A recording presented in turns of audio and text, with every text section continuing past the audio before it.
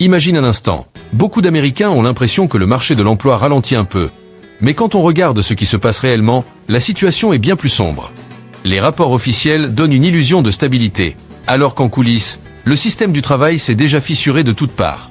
Plus de 13,8 millions de personnes ont perdu un emploi, des heures, un contrat ou une source de revenus, et presque rien de tout ça n'apparaît dans les chiffres mis en avant par les médias. Pendant ce temps, les grandes entreprises annoncent des coupes dans leurs effectifs, et voient leurs actions grimper de 10 à 15% dans la foulée. Comme si supprimer des moyens de subsistance devenait soudain un moyen d'augmenter les profits trimestriels. Et tout cela se produit alors que le coût de la vie a bondi de 50 à 70% en 5 ans, alors que les salaires stagnent pour plus de 70% des foyers.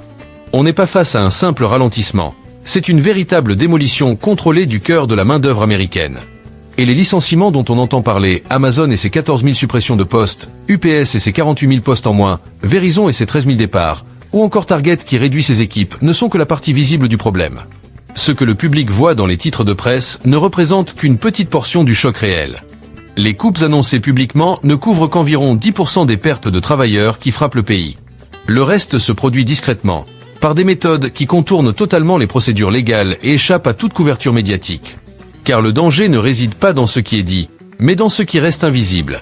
Quand un contractuel n'est plus rappelé, quand un temps partiel disparaît des plannings, quand un poste en télétravail cesse subitement d'exister, quand les recrutements se figent ou que certaines personnes sont écartées sous prétexte de performance, rien de tout cela n'est comptabilisé.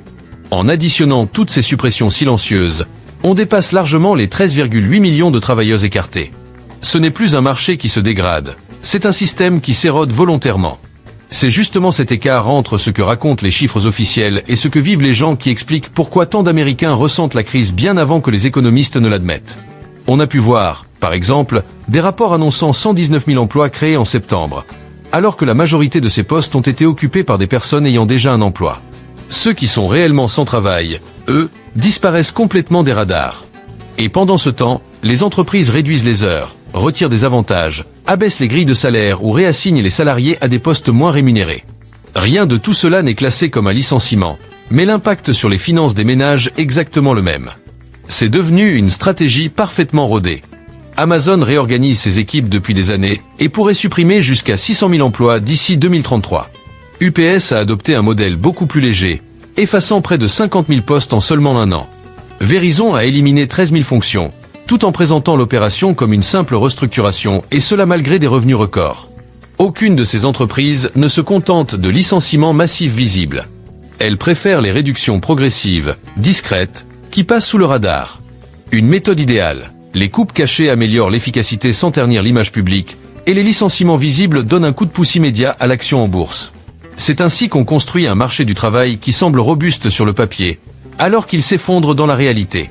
Un pays ne peut pas prétendre avoir une économie saine quand des millions de travailleurs disparaissent silencieusement des registres. Et derrière cette mécanique, on découvre une vérité encore plus inquiétante. Supprimer des postes n'est plus une décision douloureuse pour les entreprises, c'est devenu un moteur de profit. La stratégie moderne repose sur une équation très simple. Moins de salariés, plus de bénéfices, actions en bourse qui grimpent instantanément. Les géants américains réduisent donc leurs effectifs à une vitesse jamais vue depuis plus de 10 ans, y compris lorsqu'ils disposent de milliards en réserve. Les preuves se multiplient. La suppression de 48 000 emplois chez UPS a entraîné une hausse éclair de 13% du cours de l'action. Les annonces successives d'Amazon ont ajouté des milliards à sa valorisation. Chez Verizon, la réduction de 13 000 postes a séduit les investisseurs, même si les résultats clients étaient en baisse. Pour Wall Street, moins de salariés égale meilleure gestion. Et cette logique transforme les licenciements en un véritable avantage concurrentiel. Réduire la masse salariale suffit à améliorer les chiffres trimestriels. Quand on sait que les salaires représentent entre 40 et 60% des coûts opérationnels, la moindre coupe se traduit par des centaines de millions d'économies. Et les investisseurs ne demandent pas qui a été sacrifié, seulement combien les dépenses ont diminué. Pour les dirigeants, c'est aussi un choix personnel. Une grande partie de leur rémunération dépend des performances en bourse. Chez Amazon, par exemple, le PDG a touché plus de 40 millions de dollars, directement liés à la hausse du cours de l'action amplifiée par la réduction du personnel. Cette logique se répand parce qu'elle fonctionne. À chaque vague de licenciement, la valeur de l'entreprise grimpe. Les concurrents suivent, de peur de paraître moins efficaces. Si un grand distributeur supprime 10 000 postes, les autres s'alignent.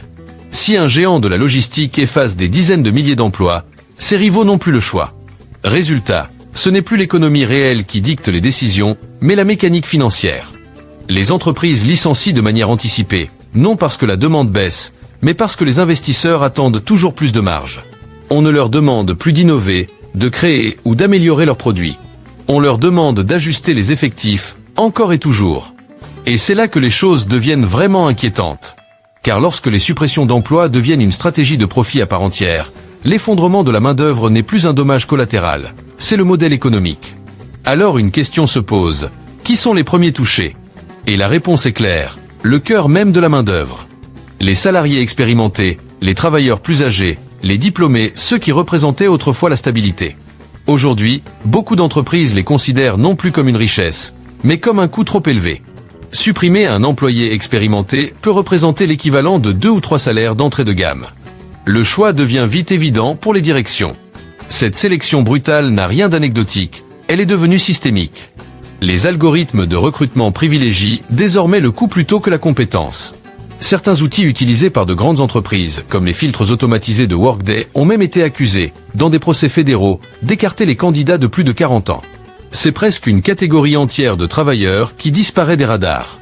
Et le même phénomène frappe les jeunes diplômés. La promesse traditionnelle, obtenir un diplôme, puis grimper les échelons, s'est effondrée.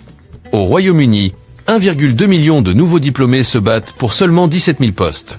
Ce n'est plus un marché tendu, c'est du chômage structurel. Aux États-Unis, l'inflation des diplômes et la contraction des embauches laissent des millions de jeunes diplômés surendettés et sans aucune porte d'entrée dans le monde du travail. Imagine un marché du travail tellement saturé que même le diplôme finit par perdre de sa valeur. C'est exactement ce qui se passe aujourd'hui. Et quand cette pression s'abat sur le cœur de la main-d'œuvre, c'est toute la mécanique interne des entreprises qui se dérègle. Les postes intermédiaires disparaissent, les échelons où l'on formait les nouveaux, où l'on construisait une carrière solide, se volatilisent les uns après les autres. Résultat, les débutants n'ont plus personne à remplacer, et les postes seniors restent bloqués au sommet. La pyramide professionnelle se vide de son centre. On se retrouve alors avec un monde du travail déformé, presque bancal. En haut, un petit groupe protégé de cadres et de dirigeants. En bas, une armée de travailleurs mal payés. Au milieu, plus rien. Ce qui faisait tenir l'économie moderne se dissout discrètement, non pas dans de grands plans de licenciement médiatisés, mais à travers une élimination ciblée, pensée uniquement pour maximiser les bénéfices. Et cette érosion du milieu mène directement à un autre phénomène, tout aussi stratégique, l'usage de l'intelligence artificielle. Pas parce que l'IA remplace déjà des millions d'emplois, mais parce que les entreprises se comportent comme si c'était le cas. En réalité, la technologie n'a pas encore la capacité d'exécuter la majorité des tâches humaines. Pourtant, les dirigeants réorganisent déjà leurs équipes, anticipant un futur qui n'existe pas encore. Grâce à ce prétexte, ils suppriment des postes, affirment moderniser leur modèle et transforment une réduction de personnel en prétendue innovation. L'IA devient un outil financier avant d'être un outil technologique. C'est simple, en invoquant l'automatisation, les entreprises évitent les mauvaises presses, les obligations légales et peuvent couper dans la masse salariale sans rendre de compte. Ce narratif a permis de faire disparaître des milliers d'emplois dans la logistique, le support client, l'administratif, les finances ou la gestion de données. Et bien souvent, ces tâches nécessitent encore une supervision humaine. Mais ce n'est pas le plus inquiétant. Car l'IA, dans sa version interne, ne remplace pas les travailleurs. Elle remplace leur pouvoir de négociation. Des systèmes d'analyse comportementale étudient le moindre détail. La rapidité à répondre aux emails, les préférences de planning, les habitudes numériques, la localisation, les variations de productivité. Tout cela pour identifier qui est le plus vulnérable financièrement. Et ceux que l'algorithme considère comme fragiles se voient attribuer des salaires plus bas, des horaires moins avantageux ou moins d'opportunités d'évoluer. Uber en est l'exemple parfait. Dès qu'un conducteur montre des signes de détresse financière, son modèle de rémunération s'ajuste à la baisse. On parle ici d'une technologie qui ne remplace pas l'humain, mais qui exploite ses difficultés. Dans le recrutement, c'est la même logique. Les algorithmes qui analysent l'historique salarial figent les candidats dans des grilles de salaire faibles. Peu importe leurs compétences, avoir gagné moins dans le passé signifie que l'on gagnera moins dans le futur. Les entreprises économisent ainsi des milliards en comprimant les salaires automatiquement, sans jamais ouvrir la discussion. Ce n'est plus de l'IA. C'est un verrou économique. Et tout cela se produit alors que le coût de la vie explose. Là encore, l'écart entre les chiffres officiels et la réalité du quotidien est immense. On annonce une inflation autour de 3%, mais les familles voient tout grimper. Le logement a pris 35 à 50%, l'assurance auto entre 40 et 80%, les courses 25 à 40%. Les soins de santé coûtent plus cher, les factures d'énergie montent, les taxes locales suivent derrière. Si l'on additionne toutes ces hausses, les dépenses réelles des ménages ont bondi de 50 à 70% en 5 ans. Rien à voir avec les statistiques rassurantes diffusées au public. Et ce décalage n'est pas un hasard. Le système de mesure sous-évalue certains coûts et ignore d'autres catégories de dépenses, ce qui crée une image d'inflation bien plus faible que celle que vivent les gens.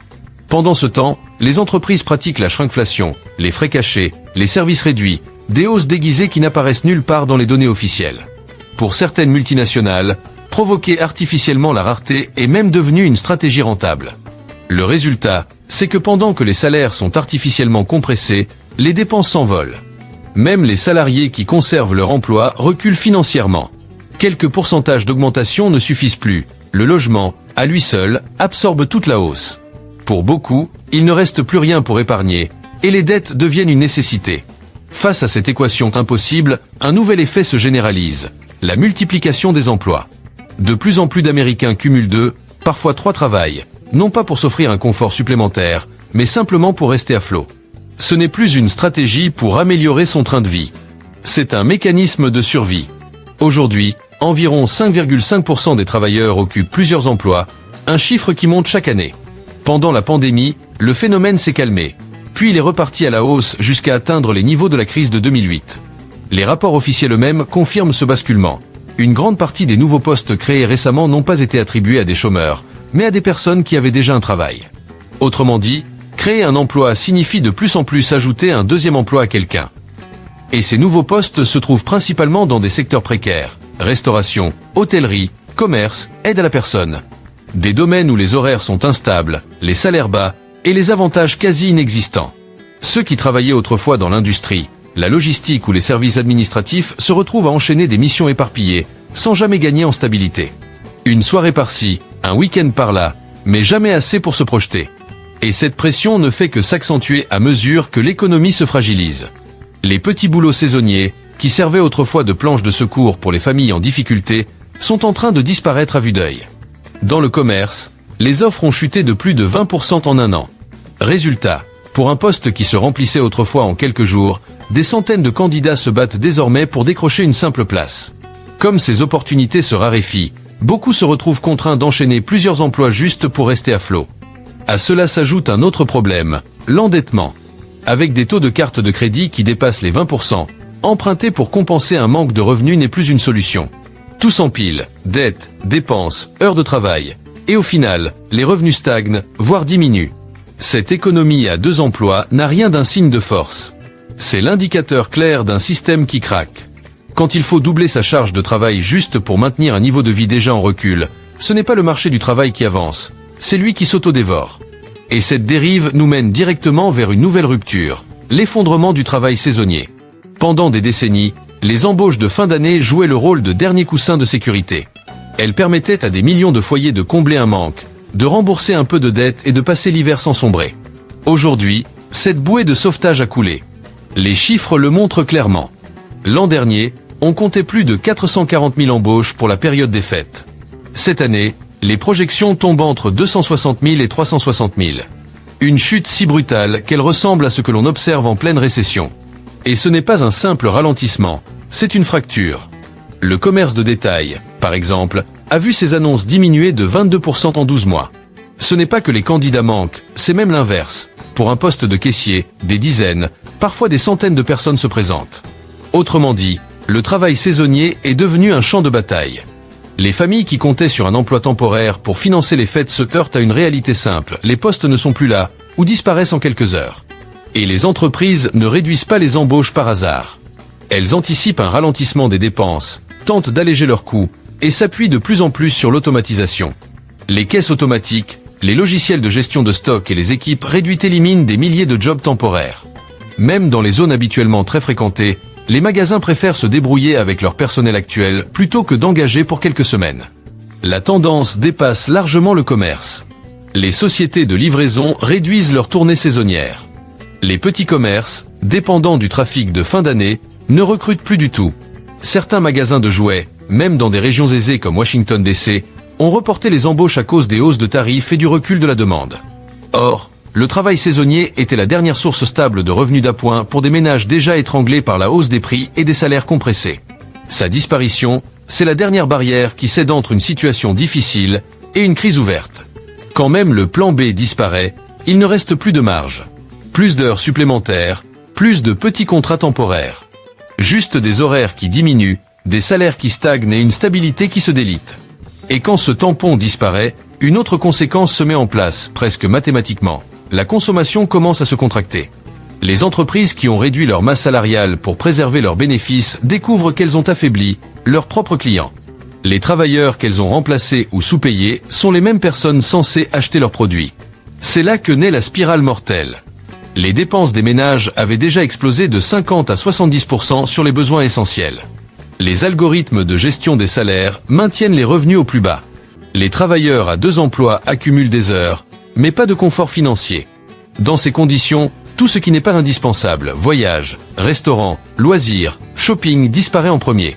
Et les signaux ne trompent pas, moins de visiteurs en magasin, des horaires raccourcis, des commandes de stock en baisse, des ventes en dessous des prévisions, même pendant les périodes traditionnellement fortes. Les entreprises interprètent tout cela comme un simple ralentissement de la demande et réagissent par de nouvelles coupes, au lieu d'investir. Ce qui ne fait qu'accélérer la chute. Moins de ventes, donc moins d'heures, donc moins de revenus, et encore moins de dépenses. Les petits commerces ne tiennent pas. Les chaînes survivent en fermant des postes. Les indépendants, eux, disparaissent complètement. Peu à peu, l'économie se rétrécit. Les communautés se vident. Une population qui n'a plus les moyens de consommer ne peut plus soutenir un système basé sur la consommation. C'est là que le système atteint son point de rupture.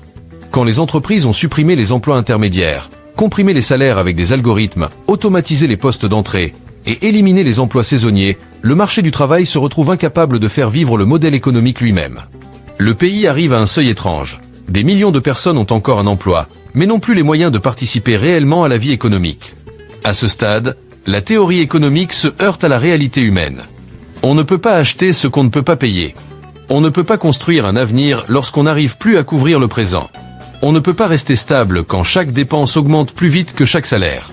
Même les politiques publiques peinent à compenser quand le problème vient de la structure elle-même. D'un côté, un sous-emploi grandissant, de l'autre, un coût de la vie qui déborde. Et c'est là que les entreprises se retrouvent piégées par leur propre stratégie. À force de chercher le profit immédiat en réduisant les effectifs, en automatisant, en comprimant les salaires, elles détruisent la demande qui fait tourner leurs activités. Quand les acheteurs disparaissent, le système entier se grippe. La base fiscale se réduit, les services publics s'affaiblissent, les infrastructures sociales s'effritent. Tout l'édifice perd son équilibre.